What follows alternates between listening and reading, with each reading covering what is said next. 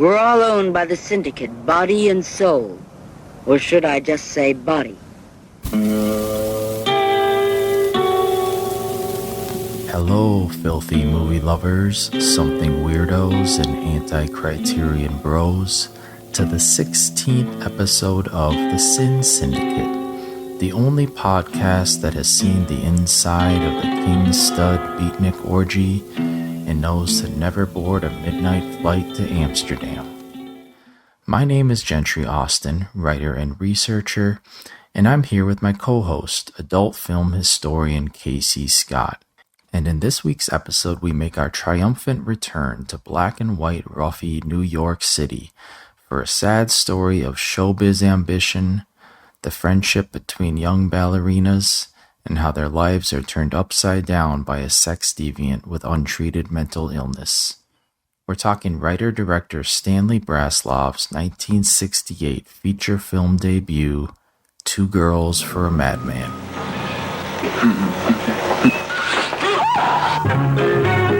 Two Girls for a Madman. The lives of two young girls are completely changed when they become targets for rape.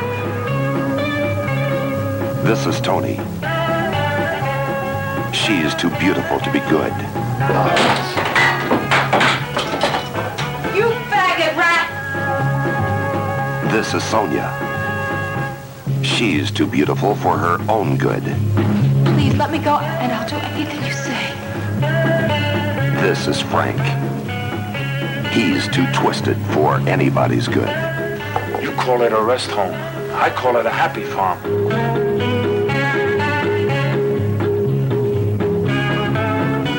Two Girls for a Madman.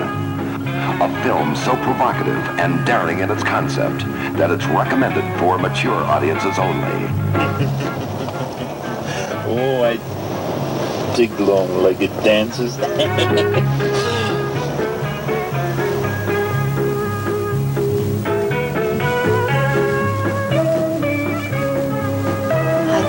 Long-legged dancers. But before we hit the dance studio, let's talk last week. You know, we were talking about The Girl, the Body, and the Pill and depictions of on-screen abortion. I know that we mentioned that there weren't a whole lot of other ones, you know, in the mid-60s, but I wanted to mention that there were many exploitation films tackling the subject of abortion. But I think what we were trying to say was that, you know, there wasn't a whole lot of films that were showing it that the way that they showed it in The Girl, the Body, and the Pill. Do you agree? Do you know what I'm talking about, Casey? In terms of exploitation, yes. In terms of independent cinema and British, like working class cinema, no. Yeah. Like it had been done earlier in cinema before that. It had hit mainstream cinema before exploitation cinema even showed, you know, the aftermath of an abortion. So in hindsight, I feel like the fact that they did this abortion abortion exploitation movie was influenced by the fact that British imports were already tackling this. And so it was a subject that was on the minds of people. Hollywood wouldn't really tackle it until later, but it was really 30s and 40s exploitation movies and British cinema of the early to mid 60s that was tackling this stuff. Yeah, I just wanted to make clear, like, there were other films tackling this issue, but I think that what stands out about The Girl, the Body, and the Pill, again, is that scene, you know, showing sort of the bloody aftermath. You know, it's not super explicit, but it's there, showing the, you know, I think she's supposed to be like a Mexican, you know, backdoor female abortionist that comes to your house and does this for a fee. What was, you know, that character in that movie. Which is a stereotype. I mean, in these older films like Street Corner, you have women who are coded as like Eastern European or Jewish because there's a lot of stereotypes in that cinema. So those are the kind of people, basically not white. Yes. Not desirable white Protestant people doing these back alley abortions. So they portrayed the doctors and the nurses, quote unquote, as being others. Yeah, exactly. Right. And there was also this film that our friend Alex DeSanto dug up. What can you tell us about this 1967 film Abortion with an exclamation point at the end? Yeah, he sent us the press book for this, and it's interesting because the press book says it's from Astra Gemco. The American Film Institute catalog says it's from Inter-American Film Distributors, which was based in Florida. So Astro Gemco was based in Texas. So I don't know which is which. American Film Institute catalog has errors in it. So it's possible Inter-American was there was the regional distributor, and Astro Gemco was another regional distributor. Because I think Alex mentioned that there's shots in the press book that are from New York-based films. So it's possible that this is a mix of footage from other stuff, or it's possible that the Astro Gemco just decided to use shots from other films to advertise this movie because there wasn't anything marketable in the film. I don't know anything else about it. It was 60 minutes, black and white, not that marketable. I also think I don't know who the market would be for that in the sex film market, because with the title abortion ! First of all, that's crazy. That's insane. That's like releasing a movie like rape ! It's just like you're automatically like assaulting the reader of the title with like, that's what this movie is. I'm intrigued by this, but it's another one of these movies to add to the pile of lost movies. I don't think we'll ever know what the hell it was. No trailer exists. That would be my guess, based on what we know about it. It looks like a hodgepodge of footage cobbled together for something. And like you said, 60 minutes. I mean, sexploitation films are short. That's pretty short even by, only, Barry Mahon was doing the short, really sometimes 58 minutes. But yeah, I mean, usually they're trying for a little bit longer than that. So that shows me, I don't know, they were either desperate or just like... Well, even the press book is kind of like trying to make this sexy, and it's not sexy. Like when you read the just plot description in the American Film Institute catalog, it's kind of like, okay, so this is basically a horror movie. This is just a horrific thing about a girl who's raped, and then there's another girl who has an affair and gets pregnant with her lover. Yeah, and then I think that's it. And there's some, like sexually transmitted diseases in there too. I don't know. Yeah, so it's like, and it's 67. It's like, come on, who is this for? That's why I give people credit like Harry Novak and Dave Friedman and like the big movers and shakers in the industry for knowing the market. So whoever made this, it might have been something personal for them. Sort of like Girl, the Body and the Pill was personal for Louise Down, but it's just a clear refusal to acknowledge what the market is interested in. And something like abortion ! First of all, who's booking it? There are newspapers that wouldn't include the title. It's just very short-sighted. The Girl, the Body and the Pill, on the other hand, I think is a very like cutesy title for something that's actually very dark. And I think abortion is going for the hard sell to an audience that I don't think was there, because nobody wants to go see this movie in 1967. They're saying sexy movies. You see that on a billboard. It's like, do I want to go watch an abortion? That's what it sounds like, No. Right. It's like nobody wants to see that. It's kind of like the childbirth movies that were roadshow movies well into like the 60s, because people still need education in that area. They weren't promoted as sex movies. They were promoted as sex hygiene films. They were educational. They were supposed to educate people, and like families were encouraged to bring their kids, like that kind of thing. Abortion, adults only, that's not a marketable...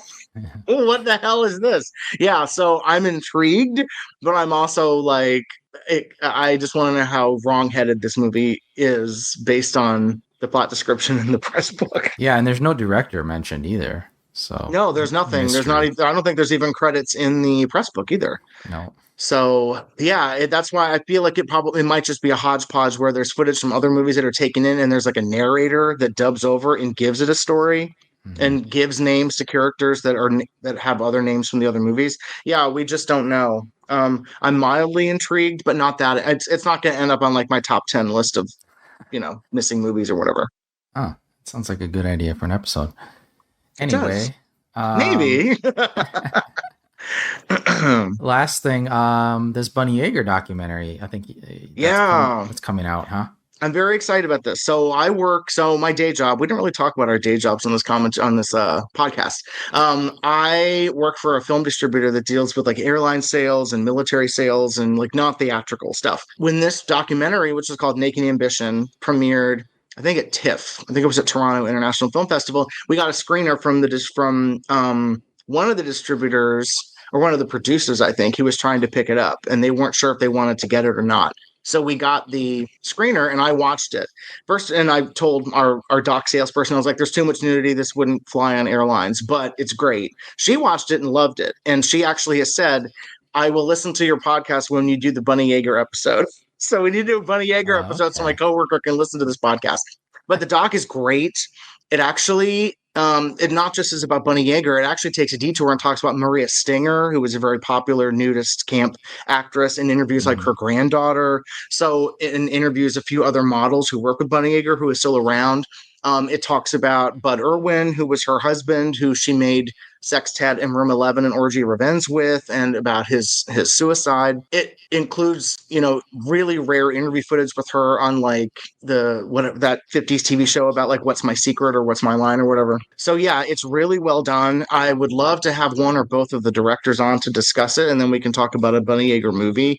But it's coming out through Music Box Films. I think it comes out in September next month in limited release. So if you're lucky to live in a town where you get a lot of indie docs showing like for 1 week only, if this shows up, definitely go see it. It's really terrific. I really loved it. Yeah, I think you had mentioned that there's not a whole lot about, her work with like Mahon and stuff in there, correct? Mahon is barely mentioned. Yeah, like Herschel Gordon Lewis isn't mentioned. They include footage from like the Mahon Bunny Yeager movies, but it's really it's not really about her work as like a model. It goes into detail about her shooting the Ursula Andress photos for Dr. No, because that was shot in Miami or Florida. I'm not sure if it was Miami. Yeah, it has a lot of good stuff.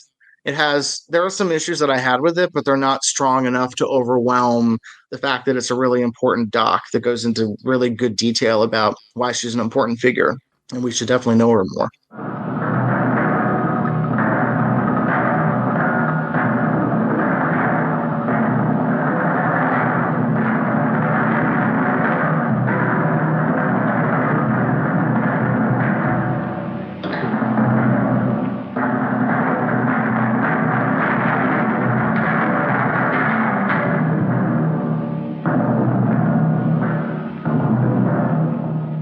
Let's jump right into Two Girls for Madman. This was a rewatch for you as well as me. Yeah. So how do you feel? Has your opinion changed on it? Is this still a 4-star film for you? It is. I still think it's 4 stars. I'm a Stanley Brasloff diehard, and I always have been. And you're dying hard for those 2 films and the one that he wrote. I mean, the one he wrote is very, I think he was on the set of that. I think he was involved with production of that. It wasn't just a script and then move on. Yeah, that it was disappointing to me when the Something Weird DVD came out of Toys Are Not for Children with the toy box, and Toys Are Not for Children was a mind-blowing experience. That was like the best movie that I had ever seen that Something Weird ever put out. And I still feel like it's like a top 5 movie from them. And I researched Stanley Brasloff, and he died that year that it came out. So we just missed him, and nobody ever interviewed him. So I was really quite furious. Like I was this little 20-year-old ball of fury. Like, God damn it, nobody interviewed him. This is so frustrating. And I've reached out to his widow multiple times over the years. She never answers. I don't know what her problem is. Yeah, that was 2003. He died. Yeah, and that was the year that DVD came out. And I was like, oh, I need to know everything about this. And I still know stuff about it that's not on the Blu-ray, but I'll save that for an episode if we would talk about it. I'll put it that way. I think this is my suggestion as a film to cover because, yeah, I love this film as well. I remember when I first saw it. We're back in New York. Yeah, first of all, yeah, let's return to New York for a little bit. Yeah. And second of all, yeah, when I first saw this, sometimes when you watch a sexploitation film, you can immediately tell, like, this is a step above. This is a tier above the usual. But the production, let's talk about, this is Stanley's feature film debut. Well, maybe we should backtrack a little bit and talk about who Stanley was. What do you think?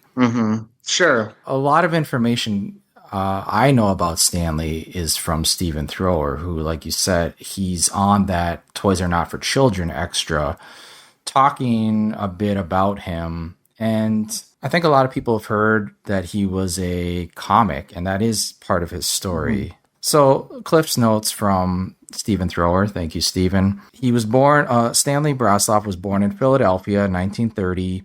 He was kind of like an early showbiz kid. In the 40s and 50s, he did like stand-up comedy stuff on the East Coast. Thrower says that he was precocious. He was kind of like an MC for a lot of those comedy shows. I assume a lot of them were kind of like Borscht Belt kind of comedians kind of stuff. And the Catskills, very much that. Yeah. He eventually put on performances for the troops when he went overseas for the war. He adopted the name Stan Howard during that time. That was kind of his stand-up name. What else? In the mid-60s, somehow he just kind of got the bug for movie making, and this was his first project. And I don't know where Stephen Thrower is quoting this from, but he said that Brasloff in the 70s, when he was interviewed by somebody, he called this movie a horror movie, which I thought was kind of interesting. Yeah. I think that's from an interview that he was doing. He was doing press for Toys Not for Children, because there's an interview that I think that the AP picked up where, or maybe it was I think it was a Philadelphia Jewish newspaper where he came back to Philadelphia for the premiere of the movie, and they were interviewing him about it. Yeah, that must be. It's a horror. I think it's a horror movie. Yeah. It's kind of but now, I mean, back then, they would have called it a horror movie. Nowadays, we call it a roughie. Yeah, we categorize it probably as a sexploitation roughie. Right. But yeah, Stanley, you mentioned that the interviews in the 70s, he was going hard for press for Toys Are Not for Children. That was his passion project. He was trying to make himself kind of a new hot thing in town. So I'm not surprised that he was doing a lot of interviews around that time. You better call the police.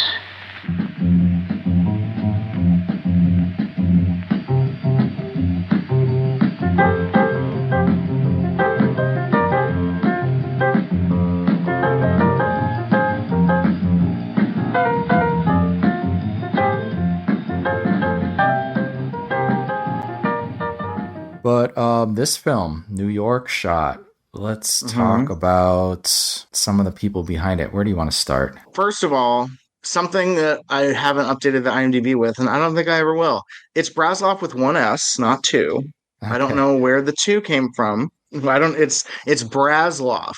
It's not brass army brass. Is it one S in the opening credits? I can't remember. It is, because that's the correct spelling. Okay. Yeah, I don't know where the double S came from. I think that might have been on maybe behind locked doors or something, but people have taken that as fact. It's one S. Okay. So I'll start there. This is an interesting one because of all the people. There are so many theater and music people involved with this, and it really shows that he got everybody that he knew in this world involved in some way. It really worked his connections to get locations, to get random people from the music world involved.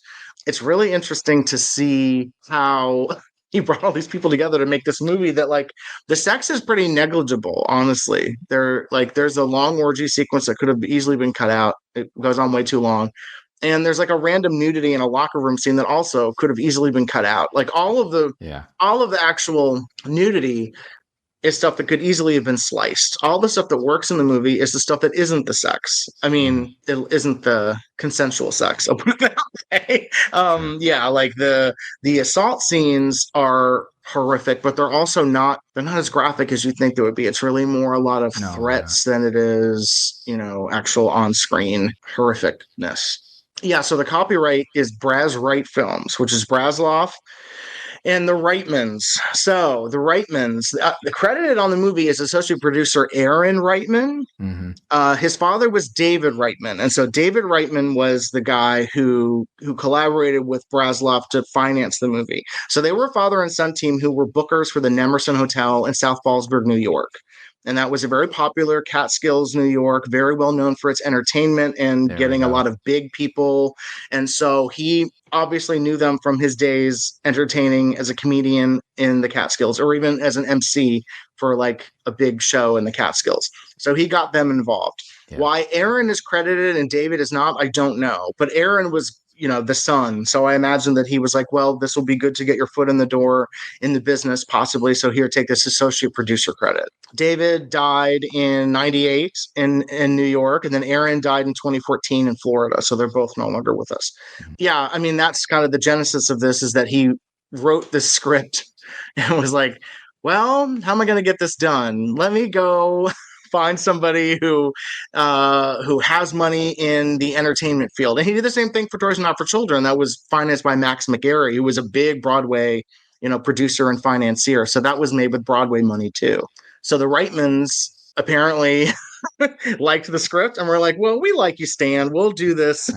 We'll do this for you. And it looks obviously made very cheaply, but I think he found the right people to help help him bring this to life. I mean, it's synced sound. It's a solid production. Right. And actually the sync sound, so the sound guy is John Fodor, who I think we talked about, but he worked on Norman Mailer's first movies, which are terrible. But he also did lighting for Rent-A-Girl, which we talked about. He did sound on Aroused, and The Good, the Bad, and the Beautiful, and also Behind Locked Doors. So I feel like, I'm not sure which came first. I feel like Two Girls for a Madman might have come second, and Behind Locked Doors was first. I need to do more research into the Behind Locked Doors of it all, because if he wrote it, I don't know why he didn't direct it. Yeah, that's a curious one. But John Fodor was like a good go-to sound guy in New York. So anytime I see his name on the credits, I'm like, okay, this is going to be good sync sound.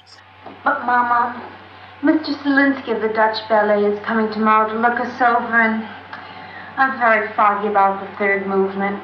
Tomorrow's such a big day for us at school, and I want to be perfect. That's my daughter. Always got to be perfect.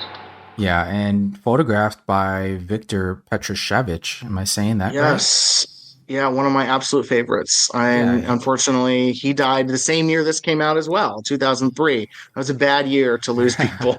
Yeah, he's kind of an under-discussed photographer, and he was part of the scene for a little while there, and he worked with a lot of different people. What do you know about Victor?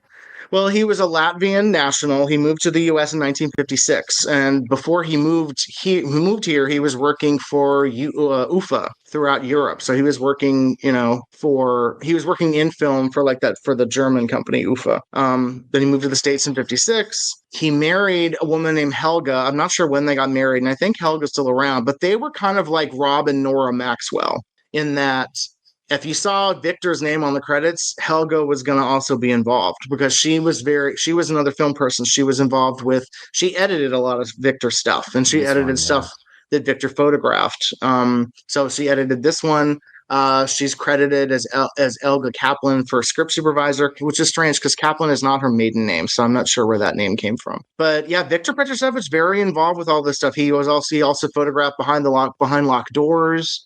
Pamela You Are for William L. Rose. Mm-hmm. He worked as Victor Peters. Whenever he directed, that was the name he used. And I think he also used it on a few sexploitation movies. But the big one that's still around is Love Me Please, The Love Child, which is the ultimate Linda Boyce star vehicle that I wish more people would see. Because it's like, it's if you love Linda Boyce, that is the crown jewel of her filmography. Yes. Like, she looks great in it. She has a good role. She's photographed beautifully. Like, it is a love letter to Linda Boyce. Yeah. I think he wrote that too. Yeah. I just watched that, and I wrote in my review, it's total Linda Boyce body worship. So if you like Linda Boyce, yeah, she is, as you should, the total. But her hair, also looks amazing in that film. Yeah, I mean, she's stunning in that. And then he also did Only in My Dreams, which is another Linda Boyce movie, which has a similar plot to Love Me Please, and that has Tally Cochran and Patrick Wright in it.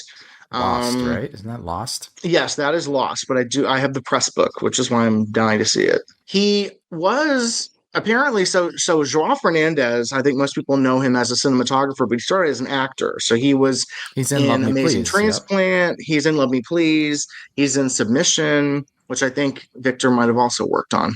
Victor became Joao Fernandez's mentor. So essentially, Joao stepped behind the camera, and I think he was doing still work first. And then Victor kind of took this young, good-looking kid under his wing and kind of showed him everything he knew. So Victor owned a soundstage in a fully functioning studio in New York at Broadway and 55th, and so that I think is where a lot of films were shot. That might have been where pieces of this were shot. I'm not sure about that actually for this one, but so yeah, he was there. I know that there are more movies that he was involved with than we know about because he wasn't always going to be credited on everything. Like if he provided studio space or if he was involved on the set or even Helga was involved on the set, they weren't necessarily always going to be credited on everything. And I also noticed that I think that Magno Sound is credited on this. So I know that the sound was mixed and everything at Magno. I don't know if the editing was done there too, or if it was done at the Petrosevich's studio. That's actually something I need to talk to Roberta more about because she definitely knew both of them. And she also knew Victor Bertini, who is not the same guy. There were like two Victors working at the same time. But she remembers the Petroseviches, and I think we probably have some good stuff to say about them. Do you think he has a signature style? You know, I've watched quite a few of his movies. I can't really pick anything up. No, I think there are a lot of I don't know. There's a lot of cinematographers in this area that I don't think have a signature style. You just know that their work is good. I mean, like C. Davis Smith, I feel like he does in some films. Mm-hmm. Not in his black and white films, sure. In his color films, no. I don't think he really has any. Like, for example, if you watch like Bad Girls Go to Hell, none of that photography style is in like Neon Nights. Very different kind of, but also very different kind of movies. Yeah. I mean, I think it's tough to pinpoint style in this. I don't really subscribe to the auteur theory in this particular genre necessarily because this is a genre that's dictated more by shooting quickly and how it's marketed. Mm-hmm. And so I don't think it necessarily allows a lot of filmmakers to make a style. I think Sarno is probably the closest we get to an auteur where he has a lot of the recurring themes, but even he uses a lot of different cinematographers, so they don't always look the same. Yeah, I think what stands out about Two Girls for a Madman is all the location footage that we get. Yeah, absolutely. It's a beautiful like love letter to New York, and especially that reoccurring Bethesda fountain in Central Park is kind of a key thematic part of the film. Have you been to Bethesda? Have you seen that fountain? You're in New York. Yeah, a long time ago. Yeah, I mean, yeah, it's well. The thing about Central Park is that not this time of year. This time of year, it's like tourist hell. But it's nice to go in like the fall for sure, or the spring. I don't go in the summer, even though the fountain. Yeah, the spring is when you want to go when the fountain's like up and running. I've been to the Bow Bridge, which is also where that the bridge footage is the Bow Bridge, and that was used a lot in a lot of different films. But and actually, it's interesting. I forgot that I've gone down Antiques Row as well. Like there's a sequence where they're walking to the dance school near the end, where Lucky Kargo is following them, and they walk by these antique stores that are no longer there. And that was, I think, East 11th or East 12th Street. And it wasn't the same location as the dance school. I don't think it wasn't the same location as the actual interiors of the dance school. I don't believe. Okay. So that was a different location. Tell me about the geography of New York, like Greenwich Village, kind of a key location in this film as well. Like, is that close to Central Park? Is that walking Greenwich distance? Village is not. Greenwich Village is West Village. So West Village is south. It's not that close. Greenwich Village is closer to Washington Square Park, which is from like Opening of Beautiful Bloody and the Bear.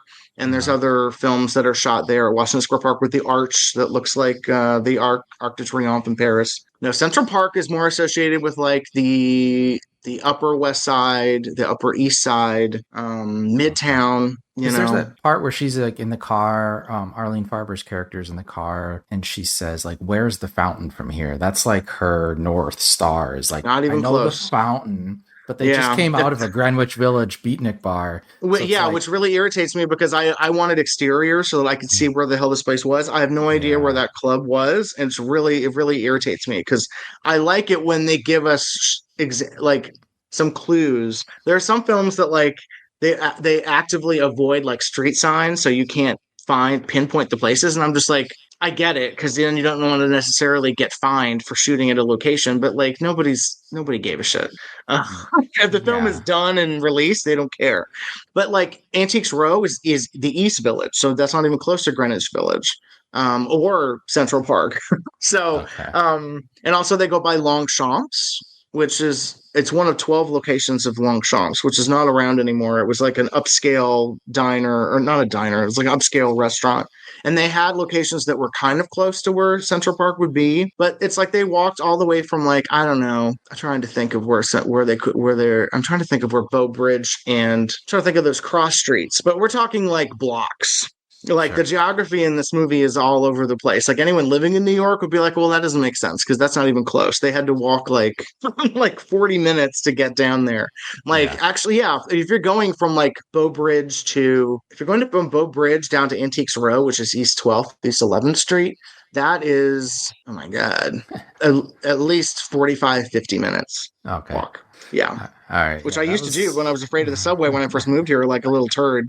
But yeah, I mean, it takes a long time to walk distances in New York. So it's kind of crazy. They're on one location, then they go to another, and Lucky Cargo's chasing them the whole time.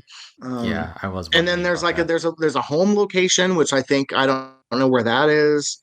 Oh yeah, you do see kind of the outside. Yeah, you go to Sonia's home. Yep. Yeah, which I don't know where that is. I'm guessing that it might be in. Oh gosh. Might be in some area of Brooklyn or Queens, but it looks very domestic, suburban. It does, yeah. Well, and so that Beatnik Cafe, it definitely looks like a real place to me. It doesn't look like a set. Yeah, it does. It does look like it, but it also looks very, and I feel like it's that way because it's cramped. It kind of reminds me of like a Cafe Chino where there's like no room to do anything. But then it goes up, but then it has these other rooms that the orgy breaks off into that I don't think are of that location. I think those are all separate, maybe at the studio. Yeah. They might have wanted to film that part of it somewhere else. That was right. That was somewhere that was and that sequence goes on for a long time too. That's why it's frustrating because it's kind of like, well, give me an idea of where this is. Yeah. And some films were actually so bold to actually credit the locations, like "Thank you for letting us shoot here," and they didn't even do that with this. So it's really frustrating. One thing I thought about and I completely forgot to do is this film was distributed by Distripix, which was what's his face? Steven, get on it, Steven. Yeah, so they have it. And they also, if they have any kind of paperwork on it, it might show the locations. It also might show the real name of Sonia Weston, who we don't know who that is, the second female lead. Or Jean Weston. There aren't, there aren't a lot of real names in the cast. Most of the real names are in the credits. In the cast, there's a few real names, like Philip Dana, who plays the dancer boyfriend, who is very gay, obviously. He was a Broadway musical theater guy, but he gets like the heroic turn. He beats up Lucky Cargo. Right? I mean, sort of. No, Lucky Cargo beats him up. Well, he gets beat up, and then he takes he takes the gun away from him. Well, that's true. Yeah, but I think it's funny that you mentioned that because I think Lucky Cargo kind of his character. I think he might have called him like a fag in that scene. You know, like prissy ballerina guy. He like makes a remark about it. Yeah, because I think he's only one of two male ballerinas in the movie. There's another one you barely see. Dancers are not supposed to stand idle. Come on, dance for me. Come on, dance. So what were you going to say about Distripix? Are we going to see this restored anytime soon? No, I don't believe we are, at least based on what I know of what's coming down the pike. It's not scheduled for the next 2 years. I'll say that. But they should have it. Like they should have a negative because I think that's what was used for the DVD, unless it's gone like the Take Me Naked one. But my thing was, well, I should have. I still can. I might text him after this is see if Steven has any paperwork from this because he doesn't have paperwork for everything. But there are certain things where he has like talent releases or at least the lists of the people and their birth dates and socials. Or like a shooting schedule. So sometimes if there's a shooting schedule and it would say we're shooting here and these are the scenes we're doing and that's on this date, then that would give me an idea of where they were allowed to shoot and where they shot this stuff. So that's something I should ask him about. I need to go out there anyway. I need to take like a day or like a 2-day trip and just go through all of the archives on all the stuff that I need. Because it's tough to ask him to scan stuff for me. I'm just like, I can just take it and document it myself. I don't need necessarily a scan of it. Yeah, the DVD is it's okay quality, but watching it, it's a DVD transfer from a negative. It's it's standard def. Yeah. Watching it again, like I could see though how nice this could look restored a bit for HD. But this was released by Something Weird as part of one of their best. I think it's one of their best image releases. I think so. All three are good, and they're all very different. Yeah, Mr. Mari's Girls, Tortured Females, and Two Girls from Madman. I think this was like the first film, wasn't it? On that, like it's the featured one. That was the one. That was the featured one, and then Mr. Mari's Girls and Tortured Females. Tortured Female is one of the only surviving MyTam productions, so that's kind of a big deal. But it's also strange. I mean, it makes sense because it's like a tortured triple feature, but it has tortured in the title. But it's also California, so it kind of clashes with these two New York films. Yeah, Mr. Mari's Girls, which is Henniger, and then Girls from Madman, which is Brasloff. Yeah. Tortured Females is so funny because to me it almost feels like a Texas film. It has like a weird grungy Texas. I thought for a long time it was back roads roadiness to it. I don't know. Yeah, well, it feels like Girl and the Geek or like Passion or Wild and the Naked. Like it feels like something like that. I thought it might have been until I did some research into who MyTam was. And I was like, oh yeah, no, this is California.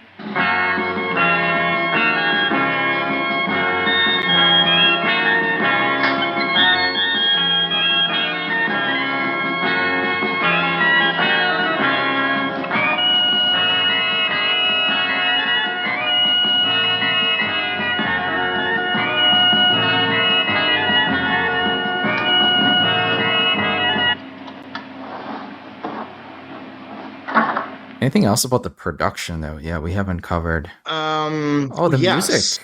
The music. So most of the really good music is all the electronic stuff, and that's courtesy of Prill Smiley. So Prill Smiley is kind of in electronic music circles, she's kind of a big deal. I mean, she was one of the kind of front runner names in the 60s who was involved with like electronic music, and she was only 25 when she worked on this. She was at that time she was an instructor at the Columbia Princeton Electronic Music Center, which I think now is called the Columbia Computer Music Center. I think that name has changed, but she worked with like the theremin and worked with all sorts of other electronic instruments to create music for different theater productions, and there have been records released of her music. She also did the music for The Premonition, which is a really underrated 70s horror movie that Arrow put out a couple years ago on their American Horror Project Volume 1, I believe. Yep. And she's interesting. To prepare for this, I listened to some interviews with her. She's still around. She does not mention working on this or The Premonition, to be honest. Yeah. And I'm just like, and Arrow didn't interview her for The Premonition, which I think was a major faux pas. But she's very interesting, and I think the music that she does on this is the best, most enduring part of that soundtrack, because it sounds very, eerie and grotesque and really matches the visuals really well. Yeah. It's kind of one of those elements to the film that you might not initially like click like, oh, this is different, but once you watch enough of these, it's like, yeah, this is really odd for this kind of film, and it really does heighten sort of the strangeness of it all. It's hard to pick out, like you said, it's pretty experimental for this kind of thing, right? Yeah, you don't really. It kind of reminds me a lot of the electronic music you'd hear later in like Last House on the Left, where it uses similar motifs with like electric music. Also, like Last Scare Jessica to Death, which was Walter Sear, Roberta's partner. That's a good example, Yeah, so like you hear that it's very early. It's very proto electronic music. Yeah. I thought that was very interesting. I was researching or listening to stuff by her a lot today. I was like, so are you going to mention you did a movie when you were at Princeton at Columbia? I was like, no, she doesn't mention it. Is she a trans artist? No, she's not, but she did. I think she worked with Wendy Carlos, I believe, who did the Shining soundtrack. I think she knows of her. Like it's actually for that time, very small electronic music community. So I think a lot of them, a lot of those composers and musicians knew each other, because like for the theremin, there weren't that many people on Earth that even knew how to use the theremin. Right. And I think there were only 2 or 3 existing theremin in the world at the time. There might have been only 1 or 2 in New York at the time, maybe.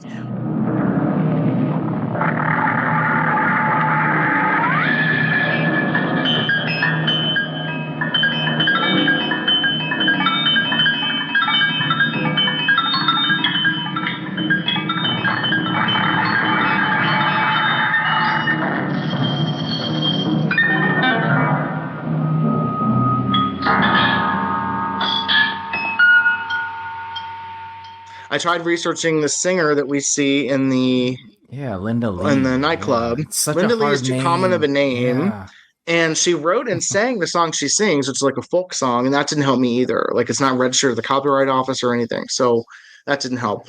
And then weirdly, there's also credit for Harvey Kugler, who did this. It says "Dance of the Negrov." It's "Dance on the Negrov," and that's just a piece of library music. Yeah. It's not. It's just a library music from the Chappelle library. So I don't know. That's very strange that they credited a library music artist, which is very uncommon. That song is the one that plays during the orgy sequence. I think it's that sort of. Yeah, I think so. It's not good. I hate it. That Middle Eastern sort of Israeli folk dance song. Yeah, I think. Right. Which again, it connects with Brasloff with his. I think he had a lot of Jewish connections. Again, even with Toys Are Not for Children. Absolutely. He worked with a lot of the actors in that film were like from the Jewish community theater that he knew. Right. So there is that there is that through line between these two films for sure. Right. Well, you see that in the cast too. I mean, there was the guy who plays the gay makeup artist who kind of refuses to work with Arlene Farber as a guy named Jack Hankins, and he was a Jewish comedian. Okay. He'd been a comedian for a while, and so I'm sure Brasloff knew him from his touring days on like on the comedy tour scene. Yeah, there's all sorts of different people. Well, actually, and then the one thing that I thought that was really interesting was Lisa Parnova, who is the ballet mistress, and I was like, well, that name is so uncommon. And ballet, she's obviously a teacher. So I Googled her, and she was like a very well-known, she was a very successful touring ballerina in the 20s, 30s, and 40s. And at the time of this movie, she was teaching at the Hebrew Art School. So I think that might have been where the dance sequences were shot, at where she was working, I believe. Mm-hmm. You do see the outside of that school as they walk in. So right, you well, the exteriors are not the same location as the interiors, because the Hebrew Art School wasn't on East 11th or East 12th. It was a different location. So if they shot it there, it would have been completely different. You can even see that, like the sign for dance school, it looks inserted. It looks like they put it up there to shoot the exterior of it. It's different font. It's a different look than everything else, every other sign there. So I don't think that was the actual exterior location of the school. Okay. But yeah, I found like ads in the Village Voice and Variety and stuff, which we're talking about, not Variety, but Village Voice. We're talking about her teaching dance classes at the school in '66. So I was like, okay, so that's what she was doing. She was a ballet teacher, and they were just like, okay, let's get her into this movie and shoot the location. But then that ties into the production manager of this, who was Michael Miola. So Michael Miola, who, God, I'm sure he's gone now, but I've been looking for him for years, and I never really could, put a finger on where he was. So he was another guy who was a Broadway actor, and I think people know him now because he was on a TV production for ABC's Stage 67 called Evening Primrose, and it's a very small role. He plays the guard in that. That was shot in New York, and I think it was a Broadway musical, an off-Broadway musical at one point. So he had these connections, and I'm sure, helped pull those strings to get a lot of people on Broadway, a lot of the actors and dancers involved, maybe even, some of the locations. He later did a movie called Tuck Me In, which is another kind of backstage Broadway, off-Broadway thing, which is really terrific. It's similar to this in that it is more of a melodrama than it is a sexploitation movie. And so he also did a movie called Teach Me How to Do It, which was a sexploitation movie with Janet Banzett, who's in this, and then Ingrid, she's the blonde in this, Ingrid Larson. So she's in the nightclub scene, and she's the star of Teach Me How to Do It. So I guess Michael Miola was like, well, I just finished shooting this movie, and I know these women will do nudity, so let's get them into these scenes.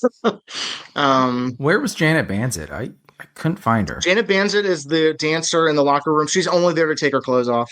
There's a sequence where two dancers are topless, and they're just talking about nothing, and she's only there to take her clothes off. It's wildly disappointing. She was totally hired for that. Yeah, I know. It's just like, that she has an acting and dance background. You guys could have given her something else to do. Like, this is really ridiculous.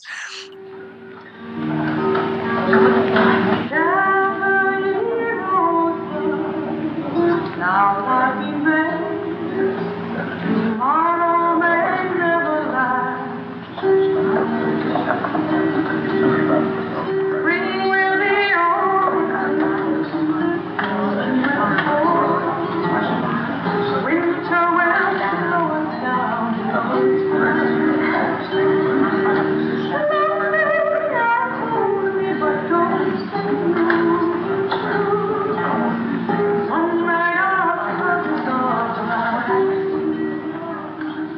Just thinking about Tuck Me In this movie, I'm not sure how much of an influence Sarno was, but around this time in New York, you see a lot of black and white films that really play like they're like melodramas.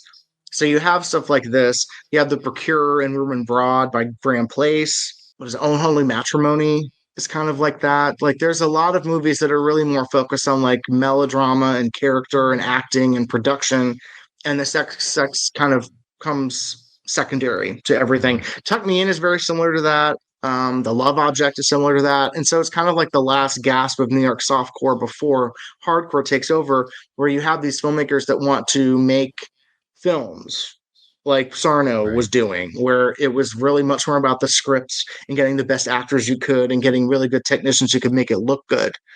It was like the rejection of the Barry Mahon and kind of the embracing of the Sarno. It's like, let's make a real movie here. And that's why this feels so different. It feels like it's made by creative people. Oh, totally. Yeah. You know? And like you said, that locker scene, it stands out because it feels so odd. Like the momentum of the film just grinds to a halt for this. Exactly. It's not a super long scene. It's like 5 minutes, whatever. But it feels longer than it is. Right. Yeah. And the orgy is similar. Yeah. It's just like, where are we going with this? We were spending time with Arlene Farber. Like, can we get back to that? Like, I don't think, like, it's fine to see Ann Linden, which is fun to see the Milligan star Ann Linden in this. But other than that, it's just kind of like, anyway, can we get back to like what's going on with this? Yeah, I give that scene a pass because it's so strange. The masks and the music, and it starts off strong. It kind of falls apart. It does a little bit, yeah. And it does feel like a Sarno type of scene. It's very like Sin in the Suburbs and Red Roses. Yeah, it's similar to that. Yeah, the way the bodies are filmed. Yeah, it feels and it has the little thing of like bisexuality where the two guys go off screen together and then the two women are crossing. I'm like, oh, it's like, oh, this is deviance in Greenwich Village. I see. Yeah. Don't go to the village. It's filled with perversion. I love that this Beatnik cafe, like this, where this orgy's happening, is like through a busted brick wall. There's no door. It's wide open. No. So I'm assuming there's just like, there's the cafe on one side, and then there's this weird little orgy room on the other, but nothing blocking your view if you're in there having like a coffee. Right. Which is so, I mean, this sequence starts off interesting, and then it just kind of devolves into like, well, we have to do this because it's a sex movie. And it's at times like that when I'm just like, oh, right, it's a sex movie. And that's I run into that a lot with these movies. It's not like we're talking about the Buckaloos. It's like, well, they exist because they're like goofy and they have sex and like it's about the sex. When you have a movie that introduces characters you're interested in, introduces a storyline, has a lot of good location footage, is shot well, all this stuff, and then it grinds to a halt for the sex, it's just kind of like, right, okay, I'm reminded this is what I should be watching this for, but it's not what I'm watching this for. It's very frustrating, and it's a recurring thing in this genre, unfortunately. Sure.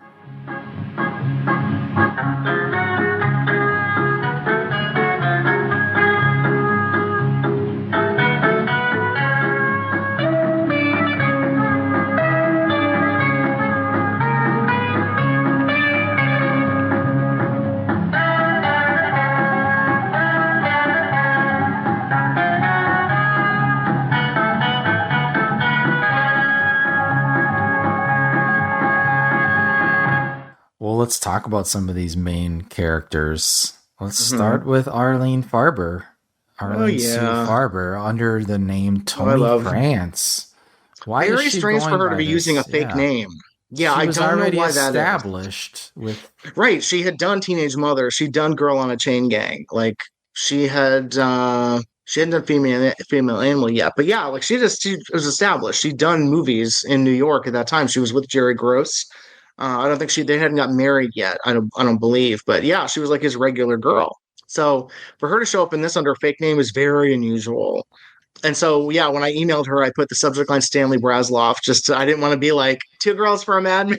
Yeah. Like I emailed her like, we want to talk about Stanley. I want to talk to you about Stanley and about this movie, not about Tony France or whatever. Very interesting girl. Very interesting. Never did nudity. It's very uncommon for a woman in this genre to get starring roles, major ad campaigns, and all of this when all you basically the extent of it is you dance in your underwear. She dances in her underwear in almost everything. Movie. Yes, and that's kind of it. That's her thing. It's kind of there are only a few other women I can think of who didn't do nudity. I think Leslie McRae is another one. The girl in gold boots never did nudity, and that's kind of it. I can't think of any other women that became like known for not doing nudity. It's funny that you mentioned that because having seen every movie she's been in, my brain thinks that she did get nude in like most of them, but yeah, she didn't. No. Even Female Animal, which is the most graphic of them, where she's Arlene Tiger. Yeah. Everyone else gets nude in that. She does not. And it's just like, I don't know if that was I'm sure it was a personal thing for her, where it's like, well, I'm beautiful and you can make me look great and I don't have to do this nudity. But I also think it might have been something she came to an agreement with Jerry, where it was just like, and he obviously fell in love with her and was like, no, that's fine. We can sell this without you taking your clothes off because you're gorgeous. And that's true. She was gorgeous, always had a huge pile of hair, which I live for in everything. Same hairdo, huge bangs, piled high hair. Love her. She's a very iconic figure visually in this era. I think she's fine in this. She's pretty good. I think she's pretty good. I think she's good. She's the more, selfish, stuck up. She's the bad girl. Bad girl, overly ambitious. Yeah. Who gets her. The girl who gets bruises on her from her sexual assault. Yes. But that she ends up liking. And the only problem she has with it is, I have these bruises now. And now I can't get hired to be in this TV commercial because they can't cover the bruises up. Shitty makeup artists. You should know how to cover bruises up. I was like, come on. They're counting on the audience not knowing how TV makeup works. I'm just like, okay. Yeah, it is a very curious character development after her sexual assault by Lucky Kargo's character, where she's talking to Sonia. Like he's a man or he's a beast. She's she had been out on this date with that sleazy producer, and she's like, well, I mean, he was more of a man than this producer who can't even get it up or won't even try. Who let it happen in the backseat of his car while he was driving. I'm just like, Jesus, okay, wow. So, it is a little bit more, I don't know, complicated for her. Right. But not great. Yeah. But then I guess she gets punished for liking it in the end. So yeah, somewhat, yeah. But Farber is such an interesting character because, speaking for myself, I mean, I feel like she should have been a bigger star. What happened? I mean, she was in French Connection. That's a major thing, right? Like I remember when it was re-released a couple years ago. It was through a restoration, and I went to go see it in the theater. I was like, "Oh shit, that's right. She has a pretty substantial role in this as Tony LoBianco's wife." I was like, "Oh shit, this is Arlene Farber. This is crazy. This is the same year she's in I Drink Your Blood. She's in this." So I think she had a really good agent. I mean. And then she went out to California with Jerry, and she was getting roles in like TV shows and things like that too. I mean, so she had a good agent. So I'm sure that's how that worked for I Drink Your for French Connection. I don't think somebody saw Female Animal and thought, let's get her into this major William Friedkin motion picture.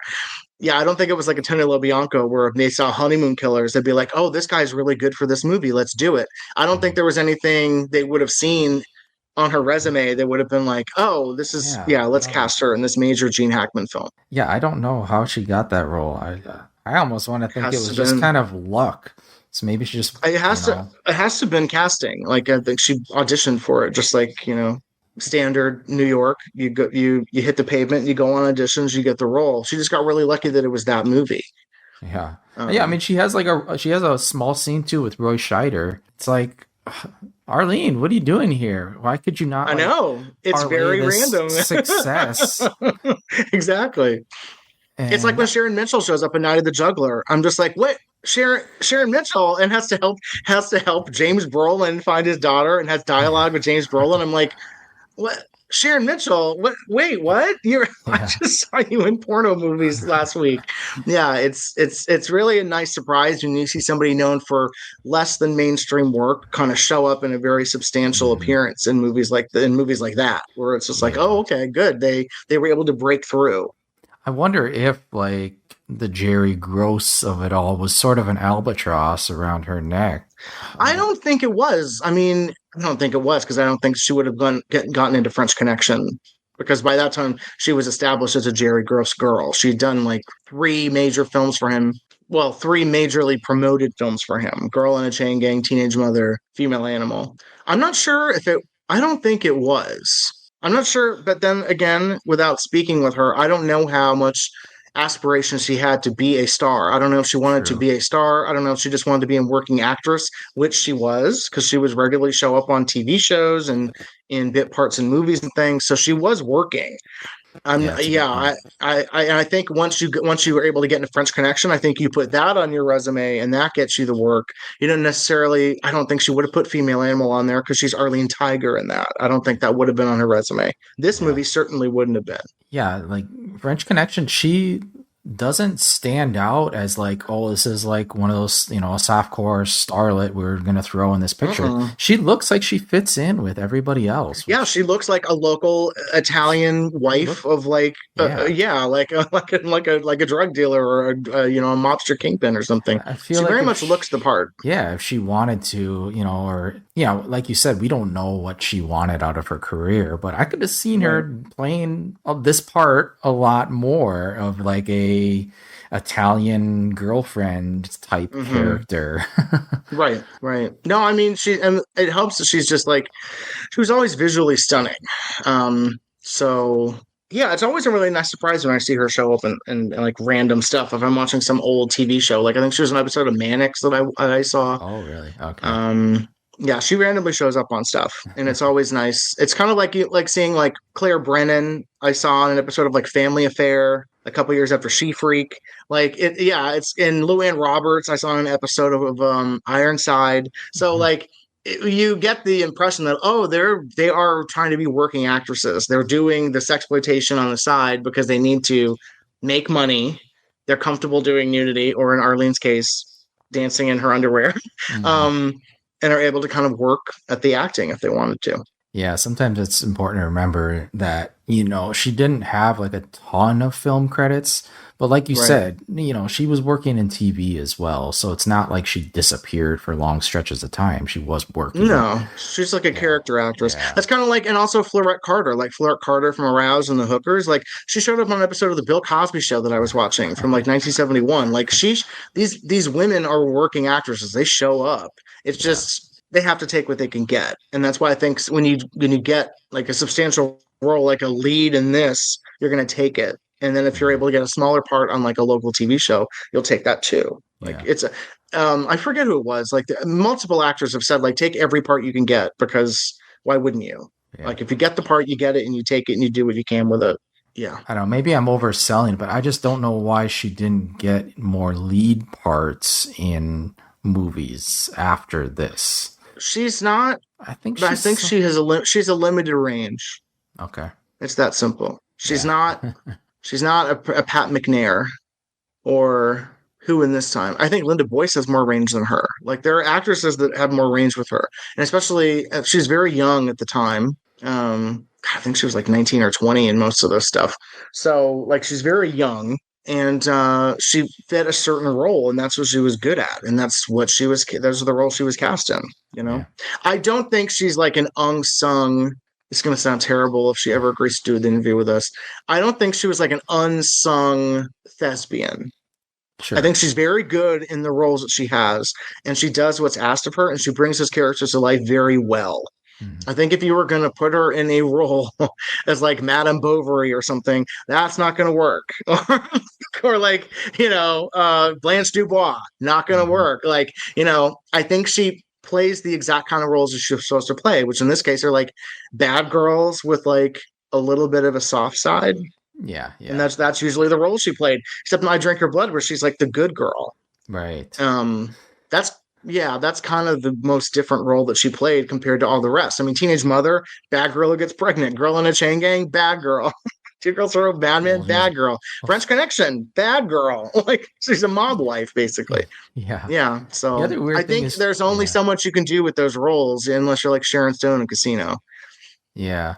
The other thing about Arlene is she often played, in Chain Gang, she plays a mixed race girl. Yeah, that's right. Yeah. And, in French Connection, she's Italian. Mm-hmm. And in The Female Animal, she's Spanish. I think she's supposed to be Puerto Rican, maybe. Oh no, maybe it is Spain. It was shot in Puerto Rico. Yeah. And I think it's supposed to be in Spain. Maybe Spain. She's I don't remember Spanish now. Peasant girl. She's doing an accent, like a very not good. Yeah. Sorry, Arlene. It's not a good accent. Yeah, interesting. He almost sells it being an import. Almost. Yeah. Not quite. And it obviously, he's trying to do a Metzger movie. That's exactly what he's trying to do. And it's just, it doesn't work. Yeah. Taxi accident. I'm lucky I wasn't killed. I'm seeing a doctor and a lawyer, and I think I can collect plenty. But how did it happen? It was a man who forced himself on me. Oh, no. Yes. Tony. At least it was honest. You know what I mean? No, I don't. I mean, he was a real creep, a real beast. I have more respect for him than I have for Seymour. Who is Seymour? I told you, he's the one who got me the job. He's a pseudo-creep. He tries to be a beast, but he can't make it. Tony, don't talk like that. Why lie about it? He was all man. You know what I mean? But the good girl in this is the mysterious one and done, Jean Weston. Yeah, not a clue. And I think she's better in this than Arlene. Well, she's given more to do. I mean, she's given a much more dramatic narrative thrust, not to be gross, but she's given more dramatic meat to work with than Arlene is. I think Arlene's character is a little one note until she decides to like turn on her friend in an act of self-preservation. I'm just like, oh wow, I thought you guys were best friends. That's terrible. Okay, let's get into that real quick. What do you mean by that? I mean, there's nothing like on her? Impersonating her to try to take her job with the ballet. Well, that's terrible. She couldn't make it. She wasn't going to go, so why not take her place, right? She got what was coming to her, I think. Okay. According to the film gods, she got what was coming to her. Also, I was thinking about it. I was like, do they look that much alike? I guess they kind of do. If you have her driver's license, you could kind of buy it. Yeah. Part of me was like, wait, did driver's licenses used to not have photos on them? And I didn't research that. Well, I think she had her passport too. I don't know if I don't know about the whole passport of it all. Right. That whole plot point is a little messy. Right.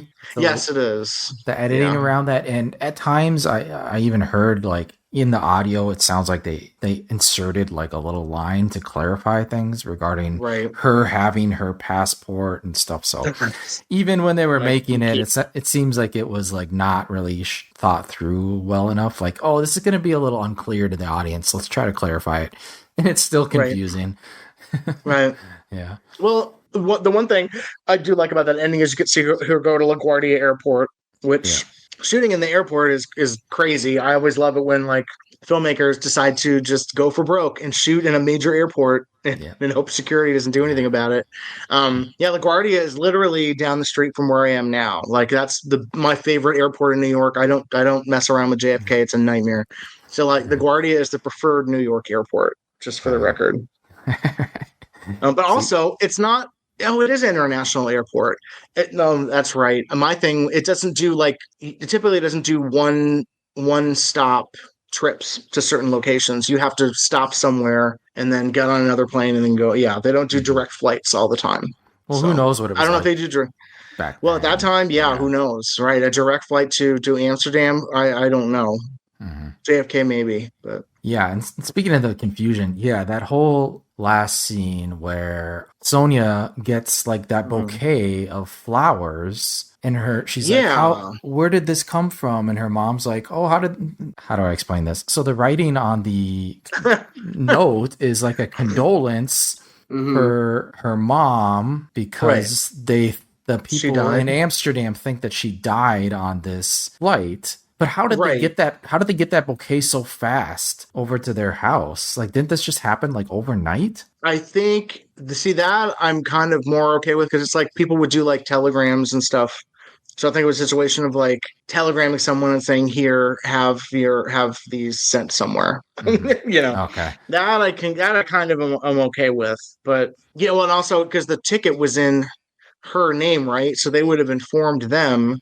Yeah. This person that was on your ticket for this airline just died. Yeah.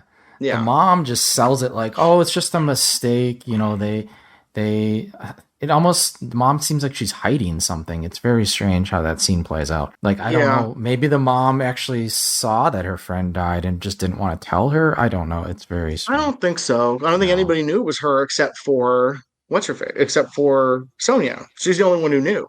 Yeah. Because she's like, oh, yeah, my driver's license isn't in my. I knew who it is then. Yeah. Well, nothing to say about Jean Weston. She's pretty good in this. I don't know what happened. She's good, her, but not a clue. I don't even know what her real name was because everyone in I'm assume because of Arlene Farber used a fake name that I'm going to guess that Jean Weston is a fake name too. Yeah. And Lucky Kargo is a fake name too. You've been trying to get me up there for weeks. You call it a rest home. I call it a happy farm. Let's talk about our boy. Your boy. My boy. Okay. Cards on the table. I like Lucky Kargo. I think he's just such a weird presence in sexploitation movies from this era. Like, he's got such a great face, and I don't know what else to say about him. I just like him whenever he shows up. He doesn't show up too often, but he was part of that stunt team crowd with Sam Stewart and who's our boy, our cowboy, Bob Aran. Yeah. So I assume they all kind of ran in the same circles, but Lucky kind of got at one point. At one point. But Lucky got a couple kind of lead parts, like in this and in Sex Club International for Barry Mahon. Right. So I don't know. He was trying. I think he wanted to be a star. You can kind of tell. Like, I don't know. It wasn't going to happen, but well, he kind of was a star in the dancing world. Like he started out as a dancer, and then he won a title in 1948, I think. Yeah, as like an 18-year-old, he won a title as like best dancer in New York or something at some competition, and he was a playboy. Yeah, he banged his way through New York with all sorts of women, which is whatever. No accounting for taste in some parts of the world. So this is not going on Casey's list of guys he's into. He's more Lucky Kargo's like a butterface. Like his body is hot. Like you can tell he has he is in the mask. In the mask sequence, and his body from the waist down, from the neck down, hot. And this guy at that time he was like 40, he's athletic, yeah. It's like 43 years old or something. Really in very good shape. Looks great. Yeah. His like crazy shit-eating grin is wild. Like that is not hot. And he's kind of got a craggy, kind of like that craggy featured face. Yeah, he's attractive when he does not smile, and then when he smiles, it's just kind of like, oh god, you look like a psycho. And he always looked like a psycho, regardless of he was a hero in Sex Club International. He still looked like a psycho. Yeah. So that's not one of my. He's not Sam Stewart. Like Sam Stewart looked like a psycho, but he was a hot psycho. Lucky Kargo just looks like he would abuse your corpse after he was done killing you. Well, it's funny, if you Google Lucky Kargo, that article comes up where he was, he was playing gigolo down in Florida. He was like a no, what are those called? What are those dancers called in like the 30s? It was like a thing. Like there's a barber, like a 10 cents a dance was a movie. Taxi dancers. You pay money for a dance. And I was like, wait, they had dudes that did that? I did not have a clue until I read that article years ago. And I was like, okay, good to see he's doing okay. Yeah. He looks the same though, which is crazy. He aged very well. It takes very good care of himself. Yeah. I will give it tell. Yeah. Yeah. So, he died 2007. Other reports have said 2009, not accurate. 2007 is accurate. Yeah, interesting guy. I mean, he was Lucky Bang Bang, Sex Club International. That was the adventurous Lucky Bang Bang. Right. And he brought the name to the table because that was a nickname he had because, yeah, he changed his name to Lucky Kargo for his dancing days. And then he toured with like the Lunts and did a lot of dancing and bit parts on TV and movies and stuff. But he really only got star stuff in sexploitation. I don't think he ever took his clothes off, which is fine. I don't need him to. But yeah, I don't know. I think he's an interesting figure. I think he's actually quite good in this. Yeah, I think so too. I mean, I think he's good in this. He kind of overdoes like the giggling psycho thing, but other than that, I think this is probably his best part. Yeah, I think so. He's not really good in anything else that I can remember. In terms of like, yeah, it works well in this, I think, because he looks insane and he plays someone insane. Yeah. So I don't remember who he plays in Love Cult. I remember he plays like, doesn't he play like an enforcer of the cult leader or something? Yeah. I don't remember. Yeah, it's not a big role. I don't remember. Yeah. Yeah. So. Yeah, I don't know. He has a very. I was more interested in learning about who he was as a person and his background as like a dancer and a stuntman and everything than I was actually watching him in any movie. Really, I think he's very good in this, but I think his background is much more interesting than his screen persona for sure. Yeah, yeah. Well, we didn't mention. Yeah, you said Lucky Kargo is not his real name. His real name is Frederick E. Kargo. Right. Yeah, he's a New Yorker. Wait, yeah, he was born in 25. Yeah, that's right. Yeah. But what I like about, when he shows up, he's going to do some kind of stunts because that's kind of his background. What he does. And so right, exactly. Even in this film, which is not as heavily, action oriented, he has that scene where he's like climbing up the building to get into the dance studio where it's like, oh, he totally choreographed that. He set that up for so he could do some action stuff. I do love that sequence of him like crawling up the building to get into the window. I'm just like, Jesus. Dropping through the skylight. Yeah. Yeah, it's crazy. I mean, yeah, it is. It's good. It does provide him some really good business in terms of like physical stuff. That's true. But if you really want to see him go nuts, watch Sex Club International. At the end, he's like in this warehouse, like monkey flipping dudes and throwing them around into cardboard boxes and doing all kinds of stunt work that you can tell, he definitely choreographed that kind of stuff. And that's what it seems like he liked doing that because it's it allows him to tap into that background that he had, which was, dancing and fighting and play fighting. It's the same thing. I mean, you can kind of tell with that sequence with the people in the club. I mean, it kind of opens like it's going to be like an interpretive dance number. Yeah. There's a lot of motion involved. So that's the thing. I would much rather see him in that kind of scenario where I'm getting to see what he was bringing to the table, not in these movies. Yeah, I know what you mean. That's kind of like in adult movies, there was Terry Hall and she was a ballet dancer and like toured with Stuttgart Ballet. And there are some movies where she gets to dance. And those are the ones I love the most because I get to see what she was bringing to the table when she wasn't, having sex on camera. I like to see people bring other talents or like in sexploitation, kind of like Alice Linville when she sings in Flesh and Lace. I'm like, oh, this girl was a singer off when she wasn't doing sex movies. This girl was absolutely a singer. Yeah. So yeah, I like the reminder of they had other talents besides just showing up in these movies and taking their clothes off for sure. Yeah, so you wanted to see more interpretive dance from Lucky Kargo. I would have much rather seen him as like a crazy dancer. Yeah, I think so. And it's crazy because this movie is about dancers. So the fact that we only get to see him dance briefly is wild. I mean, it would have been interesting if maybe the script had him be like an injured dancer who has an issue with dancers now. He has his misogyny plus an issue with dancers, and that's why he's focusing on these dancers. That would have probably been more interesting to me, and then we could have seen him at least try to dance. But then that's ignoring the fact it's supposed to be a sex movie. Yeah. So because nobody wants to focus on the dude. Yeah. From his background is basically nothing. I mean, it's left open-ended. Like, why is he crazy? It doesn't touch on it at all. Not even when he's in the therapist's office. They don't mention you need to work on this or work on this. It's just like, you need to go to the funny farm. Right. And it's like, yeah, there is no, essentially that's it. And I don't think that's the one thing I remember. We don't see that therapist again, do we? No, I wish they would have fleshed out, like his background just a little bit more. Like you said, having some issue with dancers would have been perfect. Yeah. Right. Well, and actually the woman who he assaults in that sequence, the nurse at the office or whatever for the psychiatrist, I Googled her. I was like, well, that name is very uncommon. Naomi Reese, like Reese Beach with 2 eyes. And she was in a few other movies, and one of them is lost, so I can't confirm if it was her or not.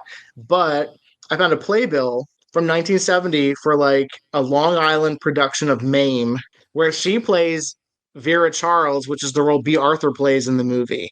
And so now I'm thinking of this woman playing like this wisecracking frenemy of Mame. And I was like, so a couple years after she got like her top almost ripped off by Lucky Kargo in this movie, she was Mame. She was Vera Charles in Mame. And that's where the trail kind of goes cold for her. She was older. I'm sure she, it was gone a long time ago, but hey, like you said, never turned down a role, right? Nope. And even if it's just something this small, right? That's the short session today. I said that was a short session today, Mr. Yeager.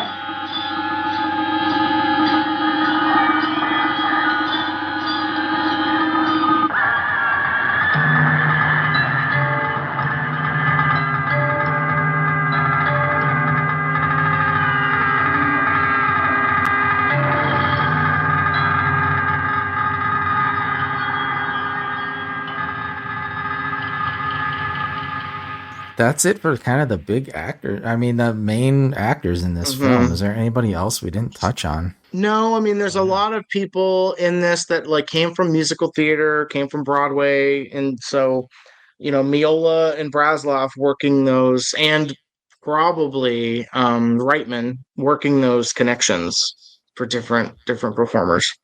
Oh, you had asked, did Harry Novak have anything to do with Toys Are Not for Children? He did not. Okay. And actually, I will take this opportunity to correct something that Stephen Thrower said in Toys Are Not for Children piece. Stanley Brasloff did not try to distribute Toys Are Not for Children himself. That was never going to happen. It was sold to Mel Marin at Marin Films Limited. Mel Marin handled the first distribution of the film in 1972. And then it wasn't until I think later in 72 or into 73, after Marin Films declared bankruptcy, that Harry Novak bought it for Box Office International and then reissued it larger scale for a national release. Marin Films didn't handle it nationally. I don't believe. I think it was just like an East Coast release. So Brasloff was never going to get involved with distribution. He wanted to make a good deal, but he didn't know about distribution, so that wasn't something he was going to do. Novak definitely was not involved in any way. He was way down. He was down the line involved, but not immediately. Yeah, as distributing it, right? And it's very weird that like their paths kind of crossed with like Behind Locked Doors, but that was another one. Yeah, Behind Locked Doors was first distributed by Distripix as Anybody Anyway. Then it was purchased by Box Office International years later in like the mid 70s, I think, for a release as Behind Locked Doors. And that's when it was retitled, right? Yeah, which that's what everyone knows it as. But then it begs the question, like, I'd like to know if there's differences between those two versions, because Anybody Anyway was released by Distripix, I think mostly regionally. I think it was mostly an East Coast thing. And then obviously Novak was wider, national distribution. But I'd like to know if Distripix has any elements left of that original version, if they have any paperwork on it, just because I'd like to know who Charles Romine was. I think all we know about him is he was a South African man who became a director. And I don't really know enough about that whole film and that whole situation. Yeah, I think he got involved. If it was a Brasloff script, Brasloff proved that he could do a movie. He could direct a movie. Right. So I'm just kind of like, why did he not move into color with this? I don't know if he wrote it. I'd like to know what the background and the situation on that is. And and obviously, if it's Brasloff, I'd like to know what the theater, what the Broadway and the theater connections are, because his other two movies he directed have so many connections to the theater world and just the performance space world. And Behind Locked Doors, from what I recall, doesn't really have that. I don't think. Yeah. I don't remember either. Yeah. Yeah, I don't know. But so I do think that Brasloff is really kind of, I like the fact that he's very consistent. I think all three movies he was involved with are great. I think Toys Are Not for Children is the best. I mean, that's one that, like, you know, that's like an absolute ride or die movie for me. I feel like that's like Common Law Cabin for me. It's kind of one of those things, like, if you don't like it, then I probably won't trust you. I won't trust your taste if you don't like Toys Are Not for Children. It's not gonna. No, there's certain people that are just not gonna watch it once they read the synopsis. Right. Right. But it sounds much more sexually deviant than it is. It's basically, it's a character-driven melodrama about trauma, essentially, with a sexual angle to it. And so, yeah, that's why it's like, when you look at the advertising for that Novak did, which is the famous poster of, like, the legs and, like, you know, the toy soldier and shit, it's just like, this is not sexy. How are you selling this to be sexy? Toys are not for children. It's like, oh, toys are for adults, and this girl is a toy. It's like, no, that's not what this is about. It's about a woman with daddy issues and mommy issues. Yeah, what the original one sheet that, you know, Brasloff distributed. The Marin Films? That's a good question. I've never seen the original Marin Films advertising for that. I don't know if it was the same as the Novak, to be honest. Yeah. That's something I should research, actually. But yeah, like we said, he went for broke with that one, and you can kind of see it, like, in the marketing, and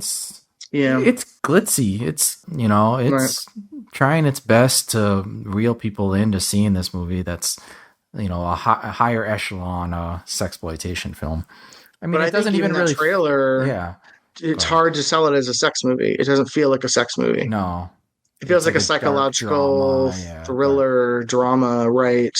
It's narrated by a little girl, and the movie has a little girl in it. I'm like, when you have a child in your sexploitation movie, then already I'm just kind of like, okay, where are we going with this? I think it's a great movie too, but at the same time, I understand, like, what was he thinking? Like, this was never gonna be like the film that broke him into mainstream. No, it's defiantly anti-commercial. Yeah. I think, you know what it was? I think, and the crazy thing is, like, he was starting to work on this as early as 1969. So this is before movies that were really dark, like Little Murders or Carnal Knowledge or Catch-22, or like early 70s movies that were kind of like, okay, we're gonna Harold and Maude, like, we're going to take dark subjects and kind of tackle them in different ways, either like darkly funny or like disturbing. And so it feels more of a 70s movie. And I feel like it probably could have worked if it was handled and distributed in a different way. But I think because it's marketed to a specific audience, that's not the audiences this should have been marketed to. I'm not really sure who it should have been marketed to be honest. I think it's very ahead of its time. Yeah. Yeah, because it's not. I just watched Little Murders recently, and I was like, "Who the hell is this for?" Like, this Elliot Gould movie based on a play, which is just like crazy dark. And I'm like, "Who was going to watch this?" And 20th Century Fox took a chance on that, but they didn't know how to promote it either. So it is like the early 70s has so many movies like that, where it's like filmmakers taking chances, but they're taking chances not ever considering the commercial aspects of it, which I admire a lot more, especially when they stick the landing. If it's a situation where they're like going for broke and it's like, oh God, what's the Jaglaw movie? Or like Play It As It Lays, which is terrible. Like there's definitely, like, there's personal movies of the early 70s that are terrible. End of the Road is terrible. Yeah, Toys Are Not for Children, I think, is more of that. It's more of like an independent drama than it is a sexploitation movie. I think that's probably why I like it so much, because it really defies all my expectations. Yeah, and if you have that Arrow Blu-ray, there is a special bonus feature on there, courtesy of Casey Scott. Of me. That Blu-ray is my Niagara Falls, because I tried to get extras for that for like 2 years.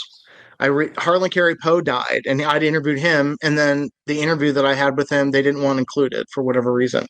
And tried finding Marsha Forbes. She didn't respond, and then she emerged a couple of years later. And then I was like, okay, the only thing I could do I have the promotional single of the soundtrack for the movie. Even Jack Urbant, who did the music, was kind of like, well, I remember that I was sued by the woman who co-wrote the song. I don't remember anything else about the movie. So I was like, okay, well, then I can't do an interview about that. But it's definitely a must own. It looks so much better than the DVD. It's crazy. Like the restoration is gorgeous. But yeah. I don't know if we'll ever talk about it again, so I figured we'd spend a little time with that. I know. Because it is Brasloff's his masterpiece, for sure. Yeah, I think so. It's kind of like we talked about Rent-A-Girl with William L. Rose, and Pamela You Are is his masterpiece. That's his very personal movie where he put everything into it. And I don't know if we'll ever talk about that either, but it feels like every one of these filmmakers had some kind of movie where they put everything into it.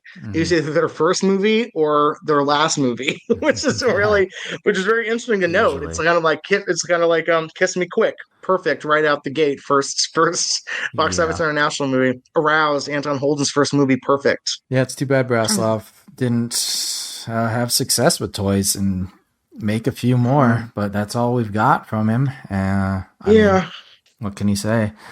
I also wish that he's one of those people who I don't know if anyone reached out to him and he shot them down. I don't know if anyone before, because all three of those movies had come out on VHS through something weird. So people had access to them before the DVDs came out.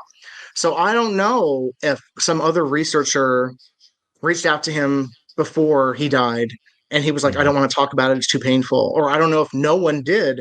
In either situation, it's devastating because I feel like this is a really fascinating, creative guy who failed spectacularly.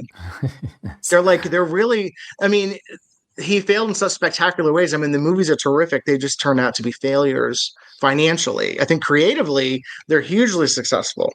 But in this business, your successes are basically are your financial successes. They don't care how artistic they were. That's why Sarno kept on and moved to different producers and things. So I regret that I don't think he got to experience any kind of renaissance or resurgence in interest in his work. I don't know if he would have.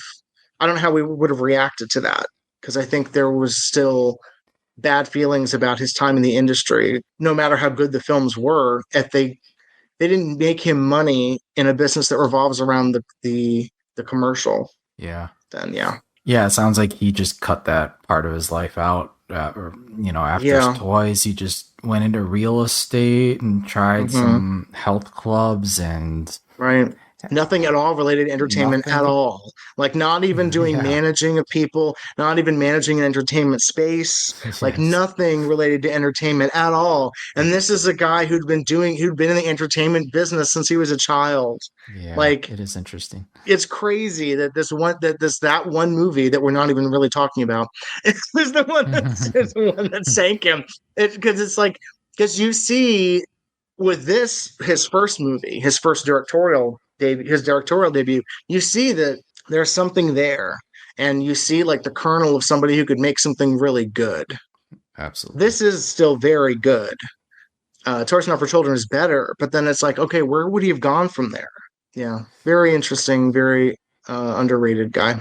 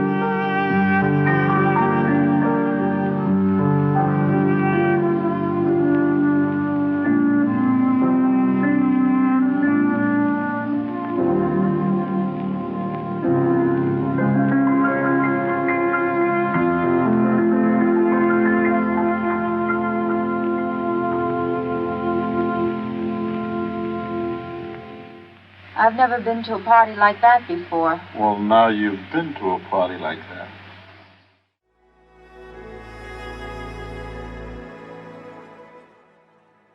Thank you for listening. To hear more shows from the Someone's Favorite Productions podcast network, please select the link in the description.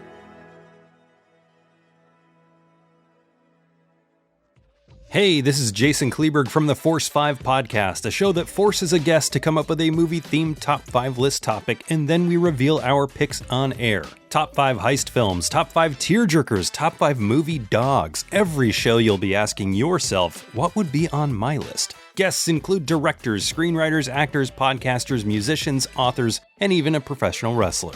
Subscribe to the Force 5 podcast, and you won't just be a listener, you'll be a list nerd. The Force 5 podcast, available wherever you're listening now.